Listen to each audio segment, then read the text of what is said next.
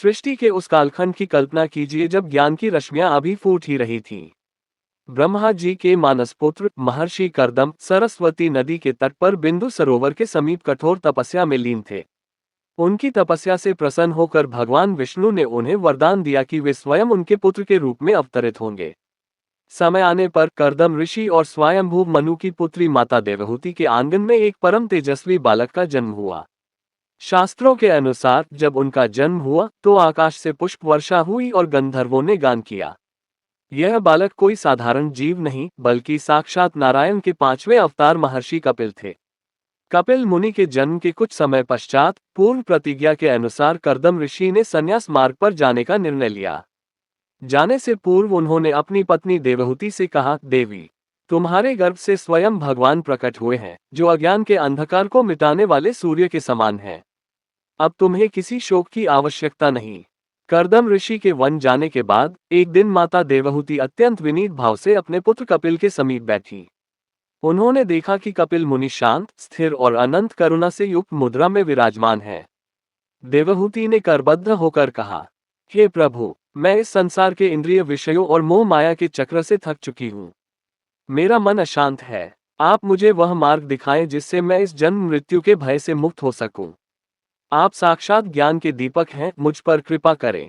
बालक कपिल के मुख पर एक मंद मुस्कान आई। उन्होंने अपनी माता को जो उपदेश दिया वही आगे चलकर विश्व का सबसे प्राचीन दर्शन सांख्य शास्त्र बना। कपिल मुनि ने अत्यंत गंभीर स्वर में कहा, हे माता, दुखों की निवृत्ति का केवल एक ही मार्ग है, विवेक।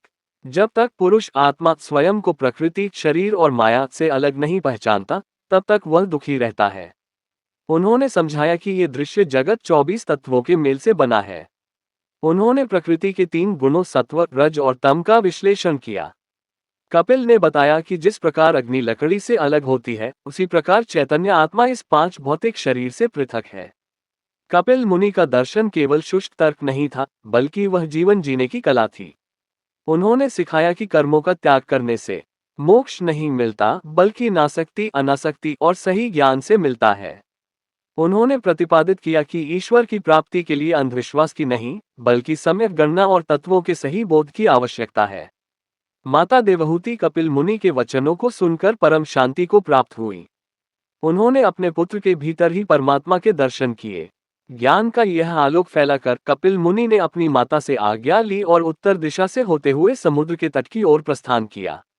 उन्होंने सिद्ध किया कि अवतार केवल असुरों को मारने के लिए नहीं, बल्कि मनुष्य के भीतर बैठे अज्ञान रूपी असुर का संहार करने के लिए भी होते हैं। महर्षि कपिल अंततः उस स्थान पर पहुंचे जहां गंगा और सागर का मिलन होता है। वहां उन्होंने अपनी कुटिया बनाई और गहन समाधि में लीन हो गए। उन्हें क्या पता था कि आने वाले समय में उनका यही शांत आश्रम एक महासंग्राम और एक महान उद्धार का केंद्र बनने वाला था। समय का चक्र तीव्र गति से घूम रहा था। सतयुग बीत रहा था और त्रेता युग की पदचाप सुनाई देने लगी थी। अयोध्या के सिंहासन पर इक्ष्वाकु वंश के प्रतापी राजा सगर विराजमान थे। सगर एक न्यायप्रिय और शक्तिशाली सम्राट थे, जिनके पराक्रम की चर्चा तीनों लोकों में थी। राजा सगर की 2 रानियां थीं, केशिनी और सुमति। महर्षि औरव के वरदान स्वरूप केशिनी का एक पुत्र हुआ, जिसका नाम असमंजस था। वहीं रानी सुमति के गर्भ से 60,000 पुत्रों का जन्म हुआ। ये 60,000 राजकुमार कद काठी में विशाल, बलवान और युद्ध कला में निपुण थे, किंतु अत्यधिक संख्या और अपार शक्ति ने उनके भीतर अहंकार का बीज बो दिया था। अपनी शक्ति को अक्षुण्ण बनाए रखने और चक्रवर्ती सम्राट का पद सिद्ध करने के लिए राजा सगर ने अश्वमेध यज्ञ का भव्य अनुष्ठान करने का निर्णय लिया। शास्त्रों के अनुसार जो राजा 100 अश्वमेध यज्ञ पूर्ण कर लेता, वह स्वर्ग के राजा इंद्र के समान पद का अधिकारी हो जाता था। यज्ञ का श्यामकर्ण घोड़ा छोड़ा गया।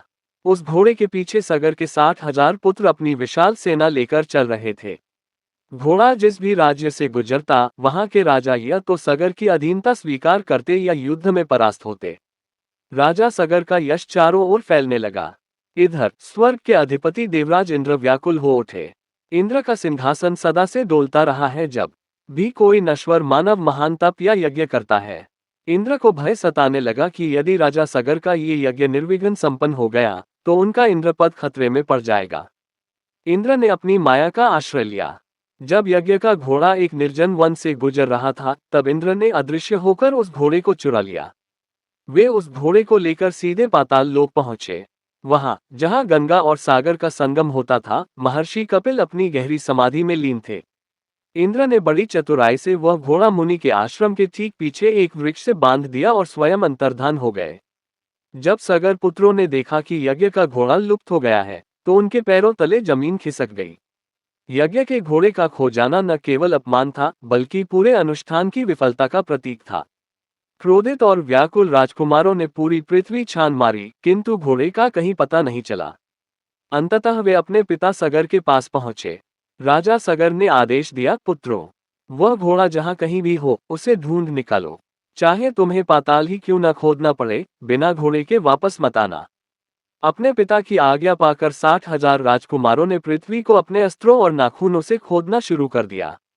पृथ्वी कराह उठी, जीव जंतु त्राही त्राही करने लगे। खोदते खोदते उन्होंने एक विशाल गर्त बना दिया। यही खोदा हुआ स्थान आगे चलकर सागर कहलाया।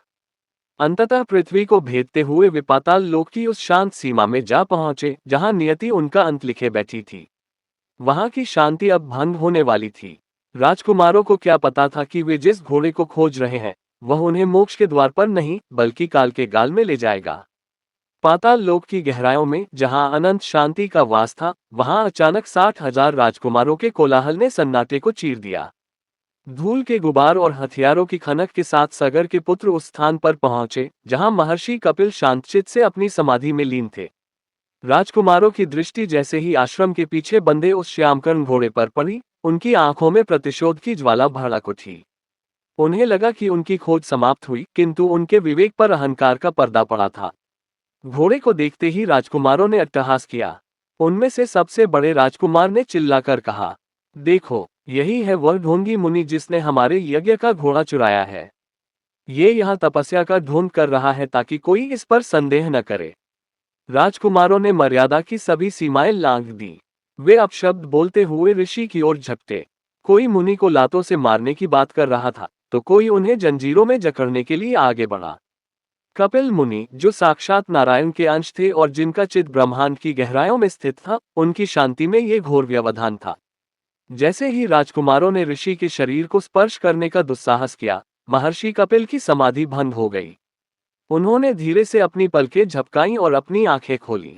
ऋषि के नेत्रों से कोई साधारण क्रोध नहीं, बल्कि जन्मों जन्मों की तपस्या से संचित योगाग्नि, योगिक फायर पुंज बनकर निकली। वह प्रकाश इतना तीव्र था कि पाताल लोक का कोना कोना सूर्य की चमक से भी अधिक दीप्तिमान हो उठा। सांख्य दर्शन के प्रणेता की वह दृष्टि जैसे ही उन अभिमानी राजकुमारों पर पड़ी, एक भयंकर गर्जना हुई। क्षण भर के भीतर वे 60,000 राजकुमार, जो अपनी शक्ति के मद में चूर थे, जलकर राख की ढेरी बन गए। न कोई चीख सुनाई दी, न किसी को संभलने का अवसर मिला। जहां कुछ क्षण पहले अहंकार का कोलाहल था, वहां अब केवल सफेद भस्म के ढेर पड़े थे।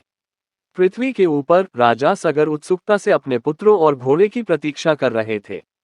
उन्हें क्या पता था कि उनके कुल के 60,000 दीपक एक साथ बुझ चुके हैं। नारद मुनि ने राजा सगर को इस दारुण घटना की सूचना दी। राजा शोक के सागर में डूब गए। उनके पुत्रों की मृत्यु सामान्य नहीं थी, वे ऋषि के श्राप और अपने स्वयं के पाप से दग्ध हुए थे। उनकी आत्माएं अब प्रेत्योनि में भटक रही थी, क्योंकि उनका न तो अंतिम संस्कार हुआ था और न ही उनकी अस्थियों को कोई पवित्र जल मिला था। कपिल मुनि पुनः अपनी समाधि में स्थित हो गए, किंतु उनके आश्रम की भूमि अब 60,000 अतृप्त आत्माओं की गवाह बन चुकी थी। मुक्ति का कोई मार्ग दिखाई नहीं दे रहा था, सिवाय एक असंभव कल्पना के। अयोध्या के राजभवन में अब उत्सवों की गूंज शांत हो चुकी थी। राजा सगर के 60,000 पुत्रों के भस्म होने का समाचार मिलने के बाद पूरे साम्राज्य पर शोक की कालिमा छा गई। राजा सगर ने अपने पौत्र अंशुमान को पाताल भेजा। अंशुमान ने वहां जाकर कपिल मुनि की स्तुति की और विनम्रता पूर्वक सारा वृतांत सुनाया। महर्षि कपिल ने दया भाव से कहा, पुत्र, तुम्हारे चाचाओं ने घोर अपराध किया था, जिसका फल उन्हें मिला। किंतु यदि स्वर्ग की नदी गंगा पृथ्वी पर आए और उसकी जलधारा इन भस्म अवशेषों को स्पर्श करे, तभी इन आत्माओं को मोक्ष मिलना संभव है। अंशुमान ने वर्षों तपस्या की, लेकिन वे सफल नहीं हुए। उनके बाद उनके पुत्र दिलीप ने भी अपने पूर्वजों की मुक्ति के लिए कठिन साधन किए, किंतु गंगा को प्रसन्न करना उनके वश में न था। पीढ़ियां बीतती गईं, पर सगर वंश के माथे पर लगा वह अतृप्त आत्माओं का कलंक नहीं मिटा। अंततः राजा दिलीप के पुत्र भागीरथ का जन्म हुआ। भागीरथ ने जब अपने पूर्वजों की दुर्गति की कहानी सुनी तो उनका हृदय कांप उठा। उन्होंने राजपाट मंत्रियों को सौंपा और स्वयं हिमालय की कंदराओं में चले गए। भागीरथ की तपस्या साधारण नहीं थी। उन्होंने सर्दी, गर्मी और वर्षा की परवाह किए बिना हजारों वर्षों तक केवल वायु पीकर और एक पैर पर खड़े होकर भगवान ब्रह्मा की आराधना की। उनकी तपस्या की आंच से इंद्र का सिंहासन पुनः डोलने लगा, पर इस बार भागीरथ का लक्ष्य सत्ता नहीं, बल्कि शुद्धि थी। ब्रह्मा जी प्रकट हुए और बोले, वत्स, मैं तुम्हारी पितृ भक्ति से प्रसन्न हूँ। मैं गंगा को पृथ्वी पर भेजने को तैयार हूँ, किंतु क्या तुमने सोचा है कि जब गंगा स्वर्ग से गिरेंगी तो उनके वेग को कौन धारण करेगा?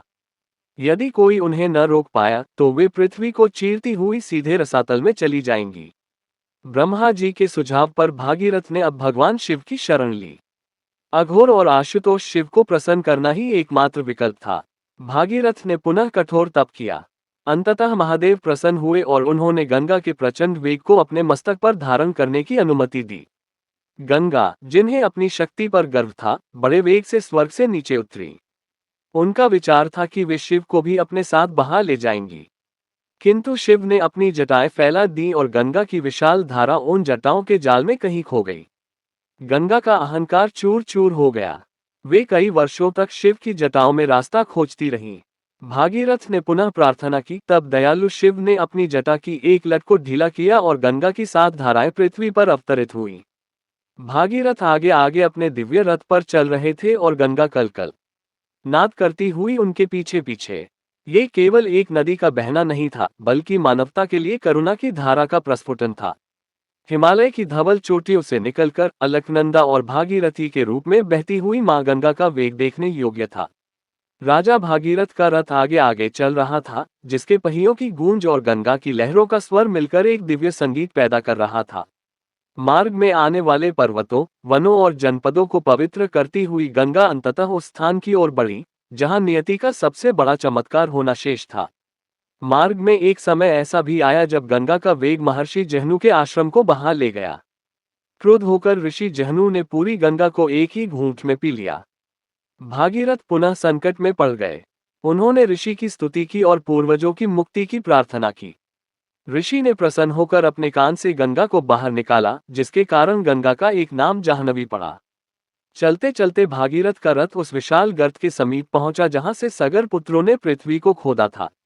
गंगा की धारा उस मार्ग से होते हुए पाताल लोक की गहराइयों में उतरी। जैसे ही शीतल और पावन गंगा जल ने महर्षि कपिल के आश्रम में पड़ी उन 60,000 वर्षों पुरानी भस्म को छुआ, एक अद्भुत दृश्य घटित हुआ। वे 60,000 आत्माएं, जो युगों से प्रेत्योनि में भटक रही थीं और अंधकार में फंसी थीं, अचानक दिव्य रूप धारण करने लगीं। कपिल मुनि ने अपनी समाधि खोलकर उस दृश्य को देखा। सांख्य दर्शन के प्रणेता के मुख पर संतोष की मुस्कान थी। ज्ञान कपिल ने जिस अहंकार को भस्म किया था, भक्ति और शुद्धि गंगा ने उसे अंततः परमात्मा में विलीन कर दिया। हवा में शंखनाद हुआ और स्वर्ग से पुष्पवर्षा हुई। वे 60,000 राजकुमार विमानों पर आरूढ़ होकर विष्णु लोक को प्रस्थान कर गए। भागीरथ की आंखों में हर्ष के अश्रु थे, उनकी 7 पीढ़ियों का संकल्प आज सिद्ध हुआ था। कपिल मुनि ने भागीरथ को आशीर्वाद देते हुए कहा, वत्स, आज से यह स्थान गंगासागर के नाम से विख्यात होगा। जो भी मनुष्य श्रद्धा पूर्वक यहाँ गंगा और सागर के संगम पर स्नान करेगा और मेरे इस आश्रम के दर्शन करेगा, उसे वह फल प्राप्त होगा जो कठिन तपस्या से भी दुर्लभ है। तभी से यह मान्यता चली आ रही है कि सब तीर्थ बार बार, गंगासागर एक बार। यहाँ गंगा सागर में समाहित हो जाती है, जो इस बात का प्रतीक है कि जीवात्मा अंततः परमात्मा में मिल जाती है। ऋषि कपिल और सगर पुत्रों की यह कथा हमें जीवन के 2 महान सत्य सिखाती है। कपिल मुनि का सांख्य दर्शन हमें बताता है कि अज्ञान और अहंकार का अंत निश्चित है। वहीं गंगावतरण हमें ये सिखाता है कि अडिग संकल्प और निस्वार्थ भक्ति से असंभव को भी संभव बनाया जा सकता है। आज भी मकर संक्रांति के अवसर पर लाखों श्रद्धालु गंगासागर पहुंचते हैं। वहां की शांत लहरें और महर्षि कपिल का मंदिर आज भी उस प्राचीन काल की गवाही देते हैं, जब एक ऋषि के कोप ने अधर्म का नाश किया था और एक राजा की तपस्या ने मानवता को पतित पावनी गंगा का उपहार दिया था। अगर आपको यह वीडियो अच्छा लगा हो तो लाइक और सब्सक्राइब करें और अपने दोस्तों को शेयर करते हुए एक अच्छा सा कमेंट भी अवश्य करें। धन्यवाद।